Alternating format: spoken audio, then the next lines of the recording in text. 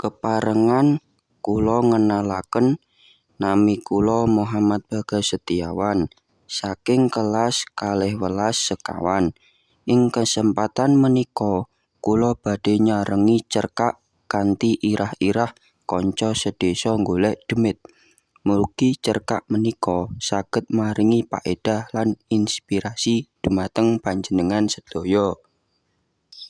Ing Désa Sumberjati, wong-wong padha gumrengah merga ana gosip ana demit sing kerep kating ing pinggir kuburan lawas. Cerita iku nyebar nganti tekan bocah enom, Bayu lan Andi, kanca sedesa.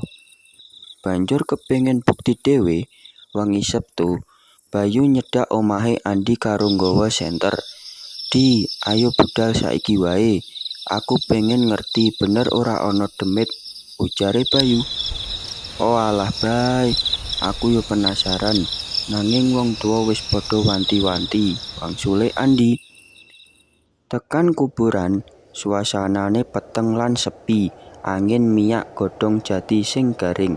"Bay, aku merinding tenan. Yen tenan ana piye?" Andi ngersula. "Yen wong wedi, kapan ngerti kasunyatane? Ayo alon-alon wae," ujare Bayu. Ora suwi ana swara duk duk duk saka pojok kuburan. "Gusti, kuwi apa Bay?" Andi geblek kaget. "Sabar, ayo dipadangi nganggo senter," wangsule Bayu.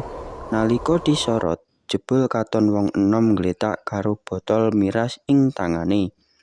Rambute awut-awutan lan ambune ora enak. "Waduh, jebul wong mabuk. Iki sing digawe gosip demit," celetuk Andi.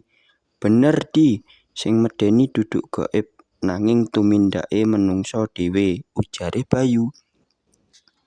Bayu lan Andi banjur cepet-cepet menyang omahe Pak RT kanggo laporan. Ora suwe warga padha tekan lan nggawa nom-noman sing mabuk kuwi menyang omahe. "Le, sing medeni kuwi duduk demit, nanging kowe sing tumindak ala.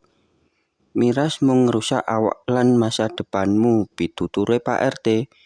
Warga banjur ngerti yen gosip demit mung amarga ana bocah enom sing tumindake ora bener.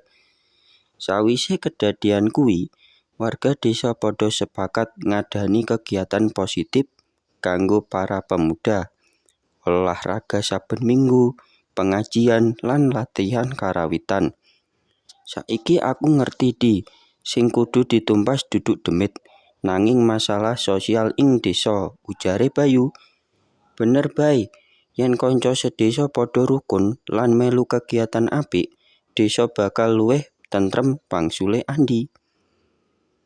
Piwulang, sing luwih medeni tinimbang gaib ya iku prilaku manungsa sing nyimpang saka norma. Gotong royong lan kaguyuban dadi kunci kanggo ngresiki desa saka masalah sosial.